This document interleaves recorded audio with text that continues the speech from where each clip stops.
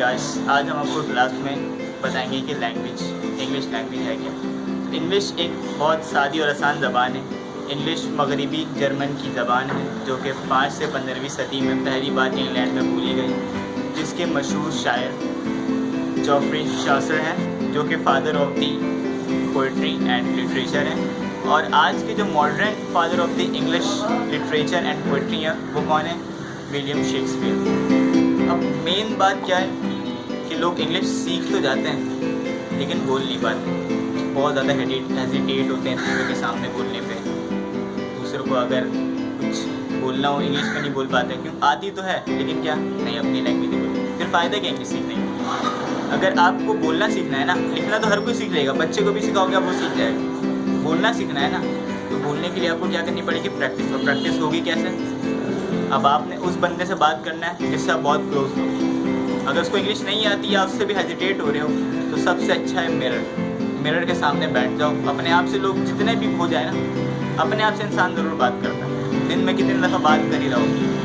तो अपने आप से कभी भी हेजिटेट नहीं होता, तो शीशे के सामने बैठो, आराम से बिल्कुल रिलैक्स होकर बात जितनी करनी करो। अपने आप से इंसान हर एक रात बताते हैं जो वो नहीं भी चाहता ना बताना, वो बातों में क्या खुद सोचते सोचते अपने आप को बता ही देता है कि यार मैंने ऐसा किया। अपने आप को इंसान हर एक राज बताता है, कुछ भी उसने किया पूरे दिन, कि जैसे किसी को मारा है, किसी के पैसे छीन लिए, वो सब कुछ क्या बताएगा तो कि यार मैंने इसके साथ ये किया, इसके साथ वो किया। तो इंसान अपने साथ क्या हेजिटेट नहीं हो रहा खुद से, कुछ भी कर रहा है, कुछ गलत कर रहा है, सही कर रहा है खुद को, लेकिन लाज नहीं बता रहे। तो आप अपने आप से बहुत अच्छे सीख सकते हो। इंसान अपने आप से बहुत अच्छा सीख सकता है। कैसे? मिरर के सामने बैठें, अपनी लिपसिंग देखें।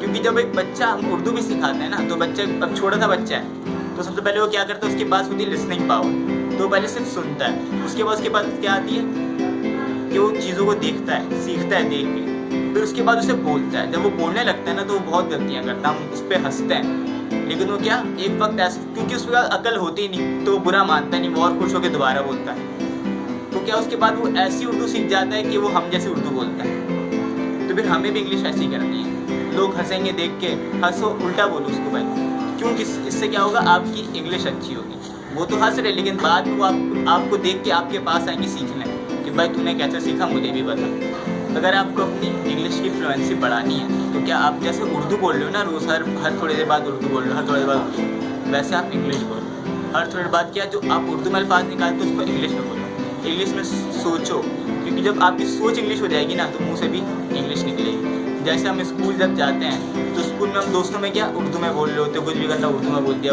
कुछ बोलना है उसको उर्दू में बोल दिया। तो छोटी छोटी बातें जब इंग्लिश में बोलना स्टार्ट करेंगे ना तो एक वक्त आएगा हम पूरी बात इंग्लिश में बोलने होंगे, क्योंकि कतरा से क्या बनता है, दरिया बनता है। तो हमें कतरे से इंग्लिश सीखनी है। जैसे एक बच्चा सीखता है वैसे ही हम भी सीखें। अब बात आती है कि हम माहौल बनाएं कैसे। तो माहौल बनाने का सबसे अच्छा तरीका कि आप अपने दोस्तों को बोलोगे इंग्लिश में बात करें।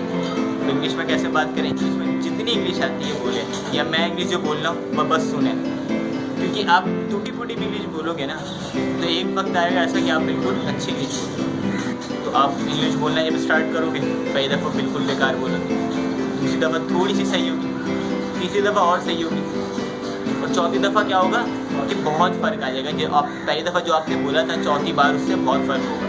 या अगर आप अपने दोस्तों के पास नहीं जा सकते तो अपना मोबाइल निकालें, वॉइस रिकॉर्डर खोलें और उस पर क्या अपनी वॉइस रिकॉर्ड करें। आप पहली दफ़ा रिकॉर्ड करें, दूसरी दफ़ा 10 से 20 दफ़ा, जितनी दफ़ा भी हो।